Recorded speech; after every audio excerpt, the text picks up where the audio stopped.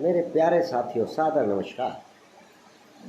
आज हम आपको एक बहुत गहरी बात बताने जा रहे हैं।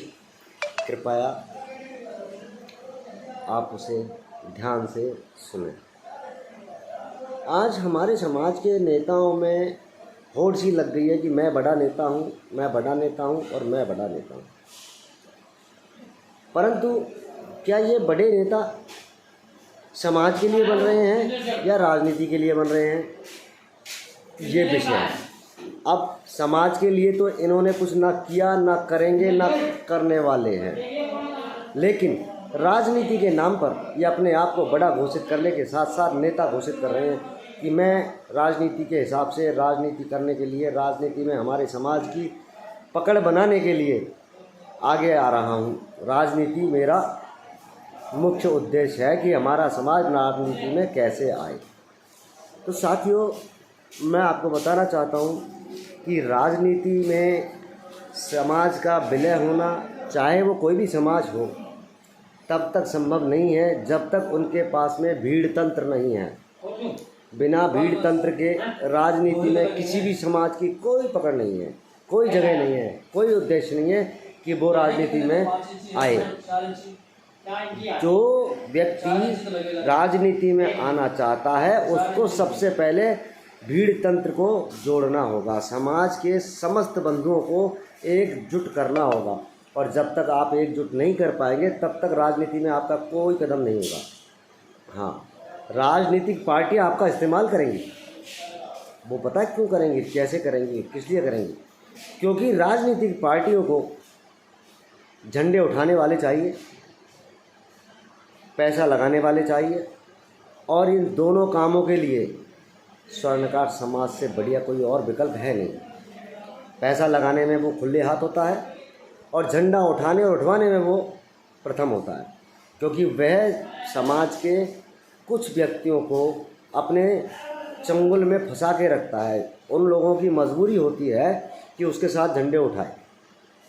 और सच्चाई तो ये है कि भीड़ तंत्र के बगैर किसी भी राजनीतिक हिस्सेदारी में आप लोग नहीं जा सकते और ना ही कोई पार्टी आपको बुला सकती है। और भीड़ तंत्र यदि आपको एकत्रित करनी है तो समाज के निम्नतम वर्ग, मध्यम वर्ग, इन दोनों वर्गों को जब तक आप एक साथ नहीं लेंगे तब तक आप किसी भी कीमत पर भीड़ तंत्र को नहीं जुटा सकते। खास बात, जब भी किसी राजनीतिक पार्टी ने किसी भी समाज के व्यक्ति को अगर राजनीति में कदम रखने का एक जरिया बनाया है या उसको चुना है, तो उसको सबसे पहले जो सोचा, विचारा और उस पर क्या नाम से एक सिस्टम को खड़ा किया, वो सिस्टम ये रखा है कि जो व्यक्ति समाज के लिए राजनीति करेगा उस व्यक्ति को हर पार्टी अपने पार्टी के अंदर स्थान देगी, और जो व्यक्ति राजनीति के लिए समाज का इस्तेमाल करेगा उसको पार्टी इस्तेमाल करती है। अगर राजनीति के लिए समाज का इस्तेमाल किया तो निश्चित मानिए कि पार्टियां भी आपका इस्तेमाल करेंगी। और यदि आपने समाज के लिए राजनीति की तो ये विश्वसनीय सूत्र, मेरा अटल विश्वास है कि उस व्यक्ति को पार्टियां अपना स्थान भी देगी और अपनी जगह भी बनाएगी और उसे एक अच्छे उससे प्रसिद्ध करेगी। मैं आप लोगों से यही कहना चाहता हूँ कि राजनीति में आना स्वाभाविक नहीं होता, और राजनीति में आना कोई खेल नहीं है।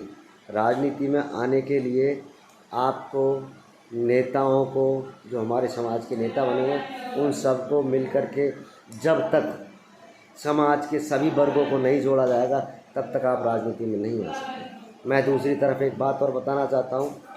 चलिए, अगली कड़ी में मैं राजनीतिक, आज तो मैंने राजनीति पर बोला है, अगली कड़ी में मैं बताऊंगा आपको कि समाज के व्यक्ति को, हमारे समाज को क्यों नहीं सरकारी सुविधाओं का लाभ मिलता है। क्या कारण है कि हम लोगों को सरकारी सुविधाएं, सरकारी फंडिंग या सरकारी व्यवस्था नहीं मिलती। और मैं आपको मेरी बातें पहुंचाने के लिए आप सभी तक मैंने एक यूट्यूब चैनल का वो बनाया है। आप लोगों से मैं कहता हूँ कि मेरी यदि बातें सुननी हैं, समाज हितार्थ मेरी बातों पर आपको अच्छा लगे तो कृपया मेरे इस यूट्यूब चैनल को सब्सक्राइब करें और लाइक करें, और हो सके तो मेरी आवाज़ को जन जन तक पहुँचाएं। जय स्वर्णिका।